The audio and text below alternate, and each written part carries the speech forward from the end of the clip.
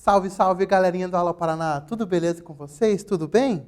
Aqui é o professor Jorge com a matéria de Biologia para a segunda série do ensino médio, trazendo um pouquinho para vocês sobre a questão dos anfíbios. Vamos falar um pouquinho sobre eles? Acompanhem aqui no nosso primeiro slide. Eu trouxe um ser dos animes muito conhecidos por vocês, tá? Que esse daqui é o Bulbasauro. Aí eu deixo essa pergunta. O Bulbasauro, ele é um anfíbio? A gente vai poder responder isso aqui no finalzinho da nossa aula de hoje. Deixem nos comentários o que vocês acham que o Bulbasauro é, tá? Então, vamos prosseguindo. Eu trouxe aqui para vocês também um aplicativo que vocês podem estar utilizando no celular de vocês, que é o iNaturalist. O que esse aplicativo faz? Olha só que bacana. Eu peguei aqui uma imagem da Ilomantes granulosa, tá? Uma espécie de perereca. E essa espécie de perereca, ela foi fotografada por um artista chamado, olha só, o nome que ele colocou na rede é De Boas, tá? Então ele publicou esse material, tá? E vocês também podem fazer parte dessa corrente para poder registrar os anfíbios, beleza? Então vamos prosseguindo. O que nós vamos ver na aula de hoje, tá? Acompanhe no slide que nós vamos relembrar qual é a origem desses anfíbios e a classificação deles. Também vamos saber a diferença entre sapos, rãs e pererecas. Sim, pessoal, existe essa diferença e nós vamos ver ela hoje. Tá? Vamos ver a fisiologia geral dos anuros, ou seja, como que esse sistema desses anfíbios eles vão funcionar. Então, vamos focar nos anuros, que são os mais conhecidos, e entender um pouquinho sobre a ecologia dos anfíbios. Beleza? Então, vamos lá fazer uma revisãozinha da aula anterior. Observe nesse slide aqui, que nós temos aqui alguns peixes aqui, do período devoniano, tá? Então, a gente já foi falado sobre isso na aula anterior, sobre esses períodos geológicos, vocês podem voltar lá para verificar um pouquinho, tá? E devido, pessoal, ao excesso de seres vivos naquele mar que havia, começou a faltar recursos. E uma opção para procurar esses recursos foi ir para o ambiente terrestre. Tá? Então, a partir do momento em que teve essa pressão seletiva de uma necessidade de ocupar um novo ambiente, pôde-se perceber a origem dos anfíbios aí. E que representante qual o maior representante desses anfíbios? Vamos acompanhar aqui um pouquinho, mostrando aqui para a gente como que isso aconteceu. Então, nesse desenho aqui, que a gente pode perceber, olha só que bacana. Eu tenho aqui um selacanto, aqui esse peixe primitivo, que é um peixe pulmonado, ainda encontramos registros de selacanto atualmente, tá? E a partir dele, de um ancestral em comum, tá? Que aqui ele chama de Eusthenopteron, ou Eusthenopteron, tá? Teve um pouquinho dessa saída do ambiente aquático para o ambiente terrestre. Tá? E o principal representante que nós vamos estar falando, que deu origem aos anfíbios de fato, é esse ser vivo aqui, maravilhoso, azulão, aqui, olha só, o Ichthyostega. Tá? Então, é um anfíbio primitivo aí, tá? Que vai dar origem aos sapos, rãs e pererecas da atualidade. Então, vamos prosseguindo aqui, que nós vimos também na aula anterior, tá? Sobre a classificação dos anfíbios. Nós vamos classificá-los, observem no desenho, em anuros, urodelos e ápodes. O que nós podemos observar neles aqui? Observem que os anuros eles não têm presença de cauda. Olha, anuro, sem cauda. Tá? Urodelos já vão apresentar cauda. E nós vamos ter os ápodes, que não vão apresentar pés. Tá? Então, os anfíbios são os primeiros tetrápodes terrestres que nós vamos ter notícia aí. Não dominam totalmente o ambiente terrestre. Porém, eles ainda, apesar de ainda depender da água, eles já conseguem ocupar muito bem esse ambiente terrestre. Tá? Então, vamos ao nosso primeiro quiz aqui, pessoal, para a gente poder relembrar um pouquinho. Primeiro vertebrado a viver no ambiente terrestre. Membros eficazes para caminhar sobre o fundo dos rios, dentes e caudas semelhantes a peixes. Ou seja, ele tem característica tanto de anfíbio quanto de peixe ainda. Tá? Considerado possível ancestral dos anfíbios. Quem é esse ancestral? Vamos lá. Alternativa A, Tiktaalik rose. Tá? Alternativa B, Acanthostega. Alternativa C, Ichthyostega. Ou alternativa D, Selacanto. Tempo para vocês refletirem aí.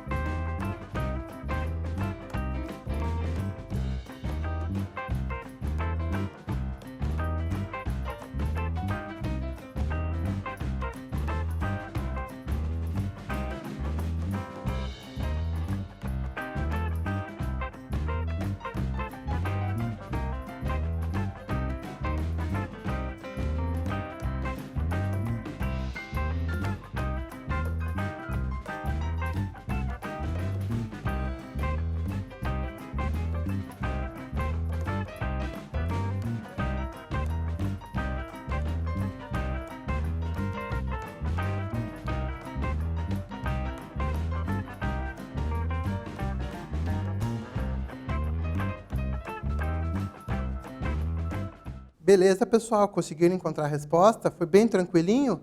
Então, vamos acompanhar lá no slide o que nós vamos poder observar. Tá? Então, eu estou perguntando qual é o ancestral dos anfíbios. E quem assinalou que é o ancestral dos anfíbios? Que nós comentamos agora há pouco. É o Ichthyostega, aquele meio peixe, meio anfíbio azulão ali? Acertou. Beleza? Então, vamos prosseguindo aqui. Então, a gente vai falar agora um pouquinho sobre cada um desses grupos de anfíbios. Observem aqui. Ó.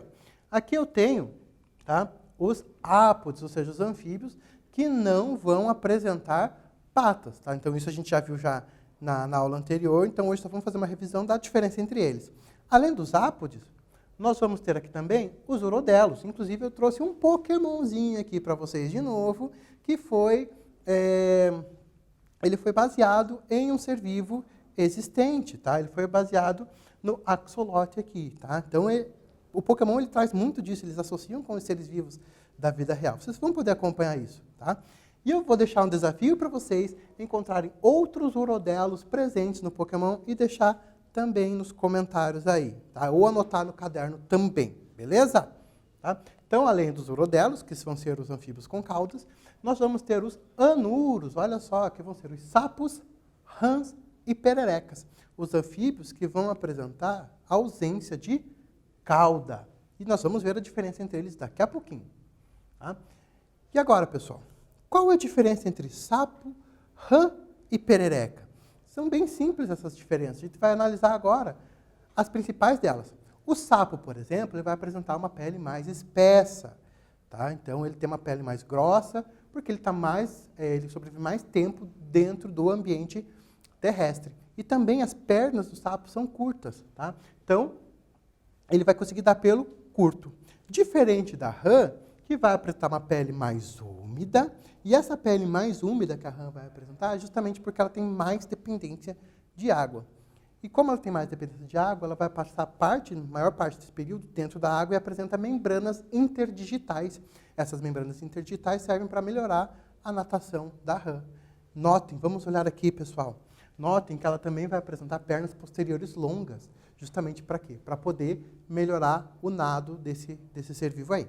Já as pererecas, elas são adaptadas a agarrar, a ficar subindo em árvores, a escalar. Por isso, elas vão apresentar discos adesivos. Vamos tentar descobrir qual é o sapo, qual é a rã e qual é a perereca? Vamos acompanhar lá, então. O primeiro, é um sapo, uma rã ou uma perereca? Facinho, né? Observem que a pele é mais grossa, portanto, ele é um sapo. E a perna traseira é mais curta, então a gente pode observar isso. Tá? Então aqui a gente tem um sapo. Vamos anotar a próxima imagem. Esse daqui, o que será que ele é? Vamos observar também a presença de pele mais rugosa e pernas posteriores mais curtas. Ou seja, ele é um sapo. Agora vamos ver esse ser vivo aqui. É bem tranquilo, né, pessoal? Observem as pernas traseiras, as patas traseiras. Notem que ela tem membrana interdigital. E se tem membrana interdigital e perna mais grossa, o que ele é? Uma rã. Beleza? E o próximo, o que será que é? Analisem essa figura. O que a gente pode observar de diferente? Observem nas patas, elas têm pequenos discos adesivos. E esses pequenos discos adesivos indicam que nós temos uma perereca. Tá? Então é assim que a gente faz a classificação de sapo, rã e perereca. Então vamos a mais um quiz aqui para vocês. Vamos acompanhar lá o quiz. Sapos, rãs e pererecas apresentam características que os incluem em um grupo de anfíbios chamado anura. A característica que define esse grupo de anfíbios é alternativa A, ausência de patas, alternativa B, presença de patas, alternativa C, presença de cauda, ou alternativa D, ausência de cauda. Tempo para vocês aí.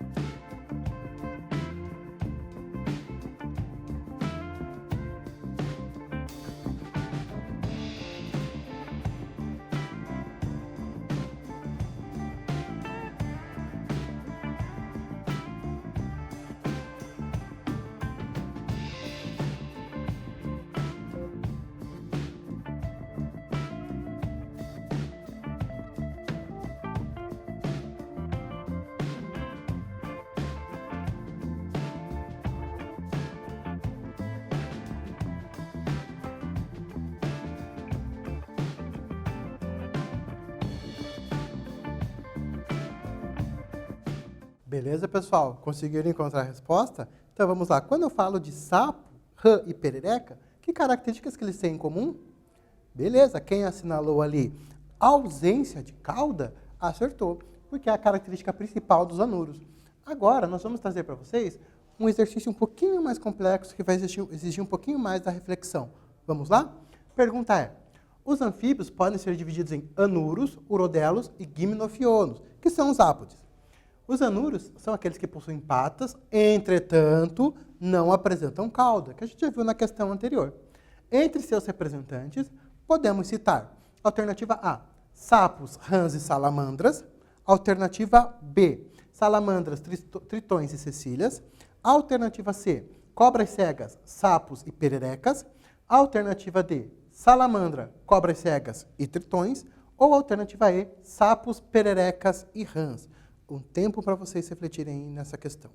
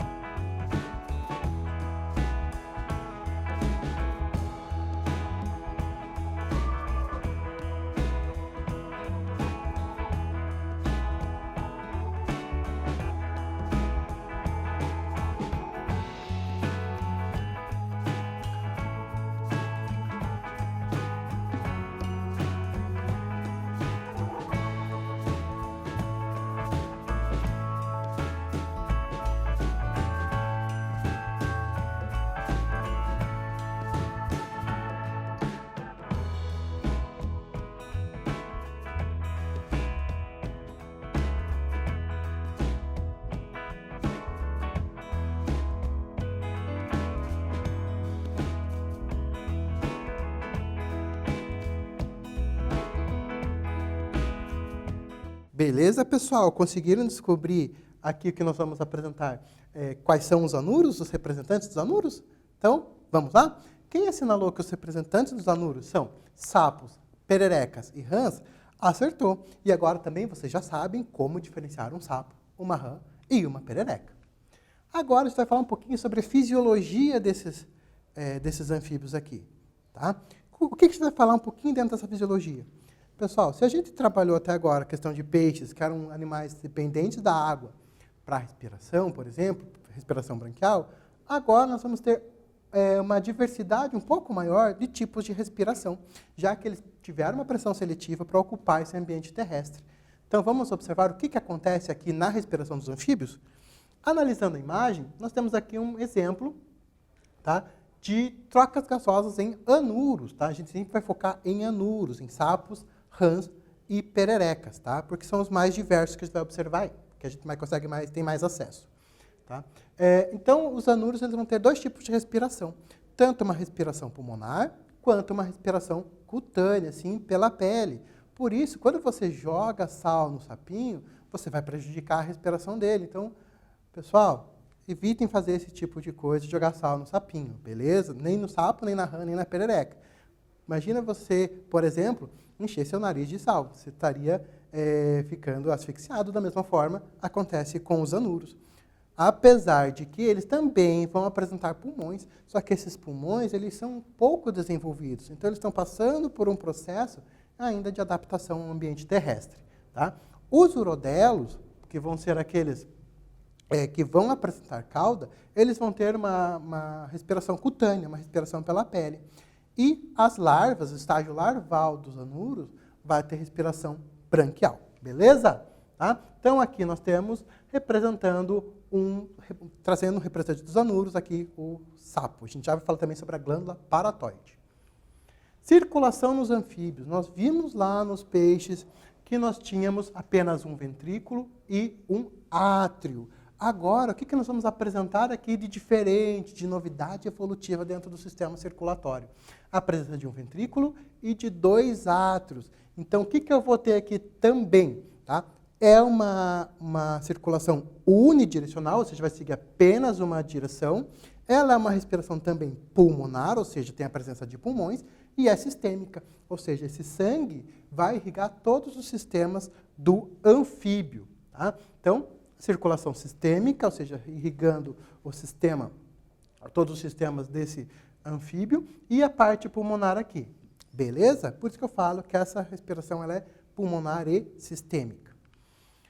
Além disso, nós vamos apresentar, como eu mencionei há pouco, 2 átrios e um ventrículo, porém ainda existe aqui, ó, mistura de sangue oxigenado e de sangue não oxigenado, ou seja, mistura de sangue arterial com sangue venoso. Tá? Isso vai sofrer uma mudança apenas nos grupos mais adaptados ao ambiente terrestre aí. Beleza? Tá? Lembrando, mais uma informação importantíssima, na verdade, o que vocês não devem esquecer, que a gente já mencionou, que é a questão dessa respiração ser pulmonar e sistêmica. Já vamos entender a importância de saber disso. Olha só, vamos ao nosso terceiro quiz. O que nós temos aqui? A respiração nos anfíbios pode ser cutânea, branquial ou pulmonar. A circulação desses animais é fechado e incompleto, pois ocorre a mistura do sangue arterial e venoso. Tá? Então, incompleto é por conta disso, ocorre essa mistura sanguínea. Além disso, a circulação é dupla, pois é alternativa A, pulmonar e sistêmica, alternativa B, cutânea e sistêmica, alternativa C, branquial e sistêmica, ou alternativa D, somente sistêmica. Tempo para vocês pensarem um pouquinho.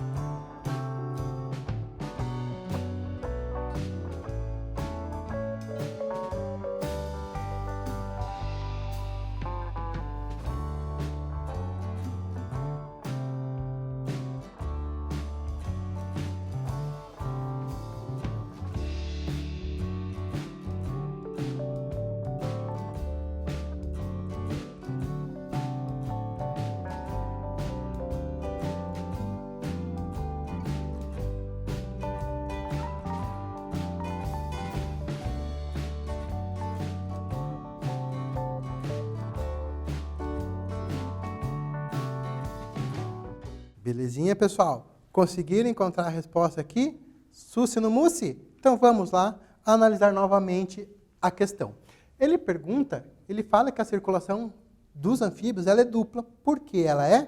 Quem assinalou? Pulmonar e sistêmica, acertou, tá? Porque além dela ter essa questão de ter o pulmão, apesar de ser um pouco mais primitivo, ele também apresenta a irrigação dos sistemas do corpo desse anfíbio. Beleza? Vamos prosseguindo?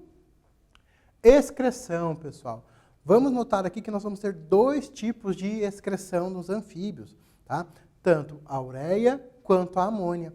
A amônia ela é dissolvida na água, por isso que ela geralmente ela é relacionada com o estágio larval. Peixes também vão ter esse tipo de excreção. Tá? Já os organismos que vão viver mais no ambiente terrestre vão apresentar a excreta rica em ureia. Beleza? Tá? Então, notem que aqui a gente consegue observar a presença de rim e de uréter também. E anfíbios eles vão apresentar uma estrutura chamada de cloaca, que é por onde eles vão liberar as excretas aí. Tá?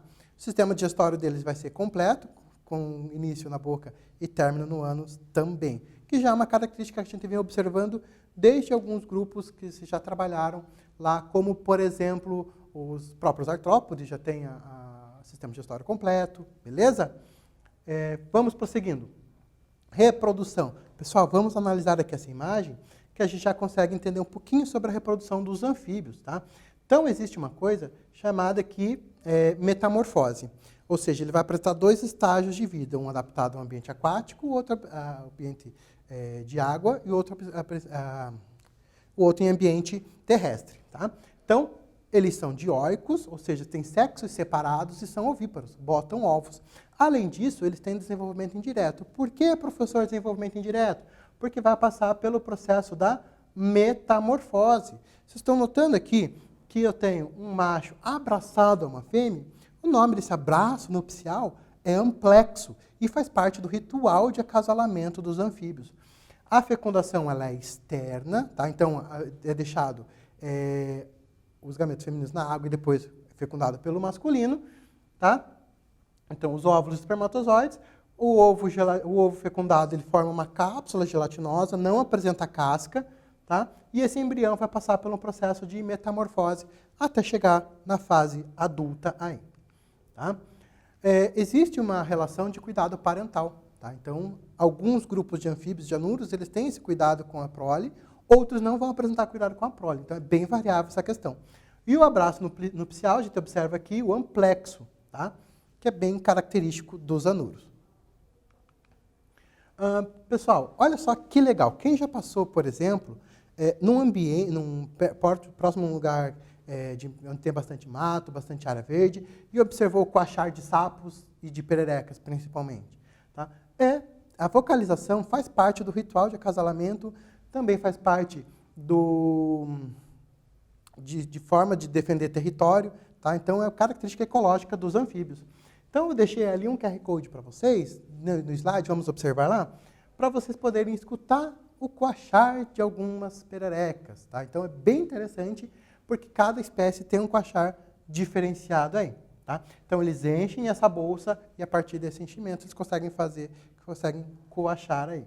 Tá? Então, a reprodução ela é dependente da água e a vocalização ou é para atrair, para defender território, ou para, por exemplo, atrair as fêmeas também. Sistema nervoso dos anfíbios, ele já é bem desenvolvido. Eles vão apresentar um encéfalo e uma medula espinal, tá? E na fase larval, assim como os peixes vão apresentar, eles vão ter linha lateral. Tá? Então, os anfíbios têm linha lateral, assim como os peixes também apresentam. E outra coisa, também eles são capazes de reconhecer lugares. Tá? Então, um anfíbio consegue saber, por exemplo, onde é o ambiente natural dele e onde não é. Então, se ele estiver perdido, a gente já sabe o porquê aí que ele consegue reconhecer. Vamos a mais uma questão. Os anfíbios são animais dioicos e possuem uma grande variedade de modos reprodutivos e cuidado parental. Em anuros, por exemplo, a maioria é ovípara com desenvolvimento indireto, cujas fases da metamorfose são A. Ovos girinos adulto, B. Ovos adultos girinos, C. Adultos, ovos e girinos, ou D. Adultos, girinos e ovos. Tempo.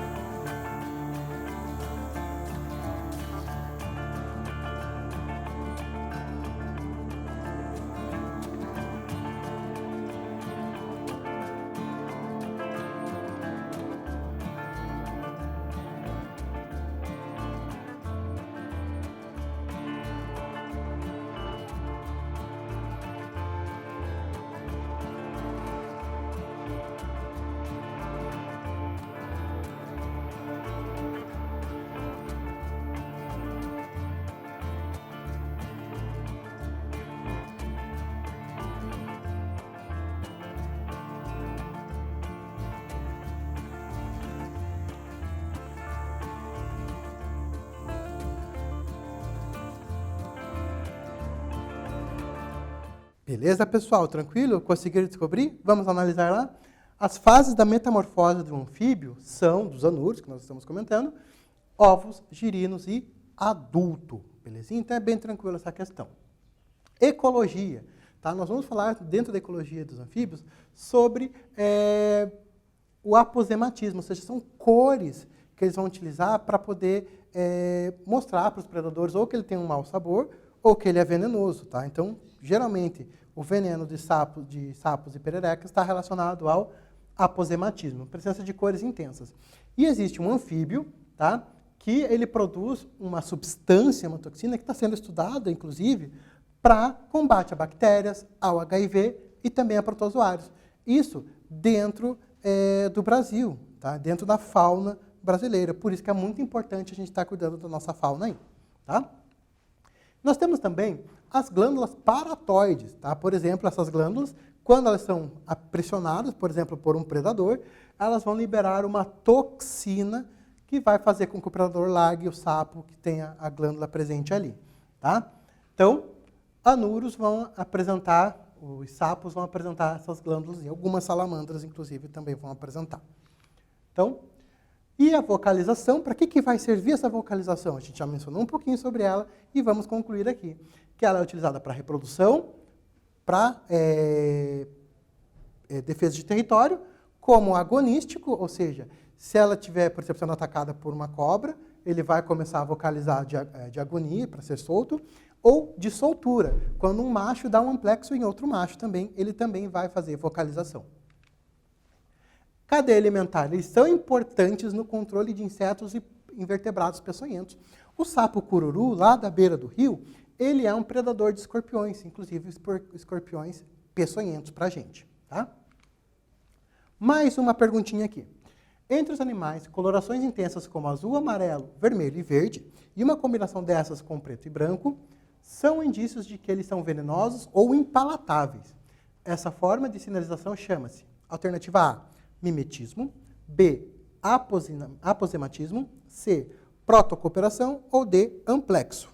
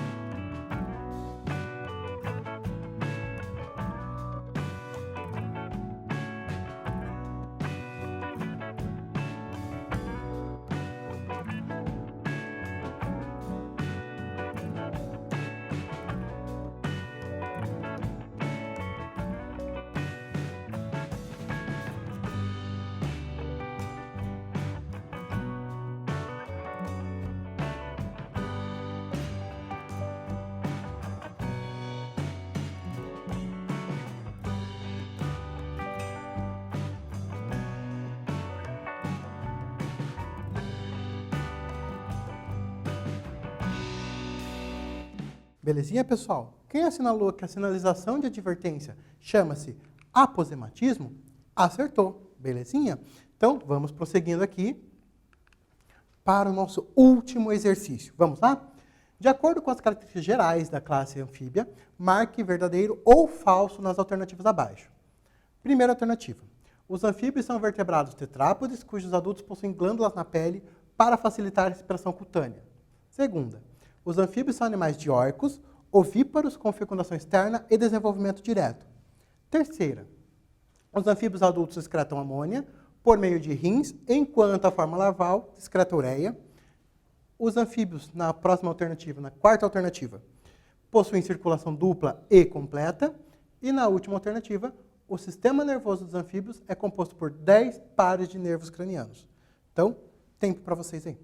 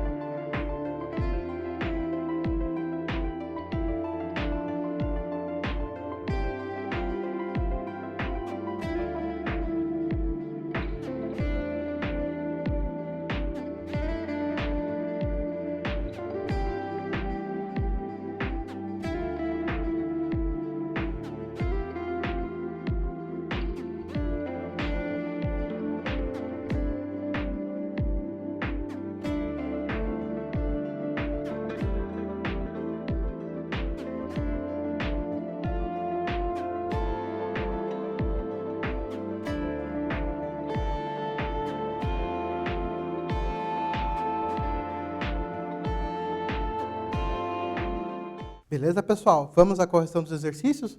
Então, vamos lá. No primeiro exercício, na primeira alternativa, está falando que eles são tetrápodes, cujos adultos possuem glândulas na pele que vão facilitar a respiração cutânea.